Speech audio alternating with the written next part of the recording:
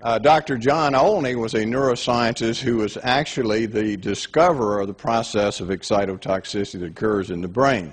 And this basically, just to give you an introduction, is what happens is when you feed certain types of amino acids, acidic amino acids, to animals or humans, certain of the nerve cells in their brain become so excited these nerve cells will die. And he named this excitotoxicity. So he was the discoverer of the process and the lead researcher from that time till present. And what he discovered was that the aspartic acid in aspartame, that third component, was an excitotoxin that was just as powerful as the original excitotoxin he discovered, L-glutamic acid.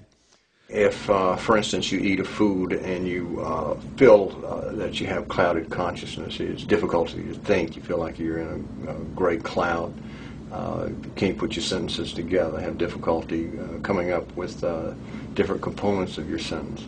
All of these things indicate that you're having difficulty logically thinking, and that's a very early sign or sensitive sign for MSG toxicity or aspartame toxicity.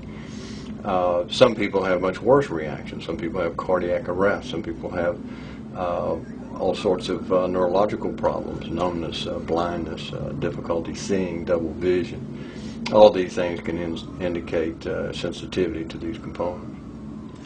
So let's just have a quick review of what MSG and the excitotoxins do. Well, they are associated with neurodegenerative diseases. They're associated with neurodevelopmental abnormalities, nervous system injury. Anytime your brain's injured, it produces it.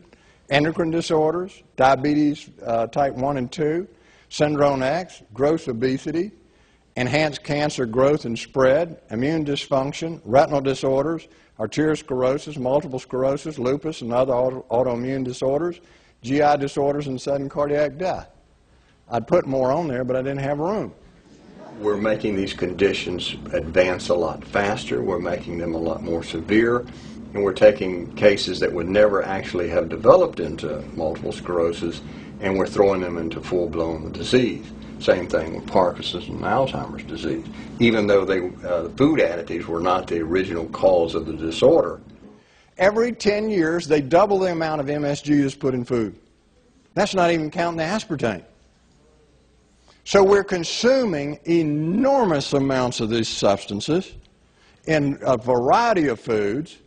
We're magnesium deficient, which makes you infinitely more susceptible, and we're exposed to all kinds of metals like aluminum and mercury, which paralyzes your ability of your mitochondria to produce energy, and that magnifies excitotoxicity enormously.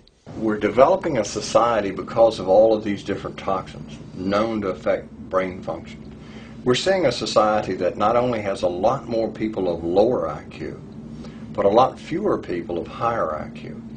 In other words, a dumbing down, a chemical dumbing down of society. So everyone's sort of mediocre. That leaves them dependent on government because they can't excel. We have these people of lower IQ who are totally dependent. Then we have this mass of people who are going to believe anything they're told because they can't really think clearly. And very few people of very high IQ who have good cognitive function who can figure this all out. And that's what they want.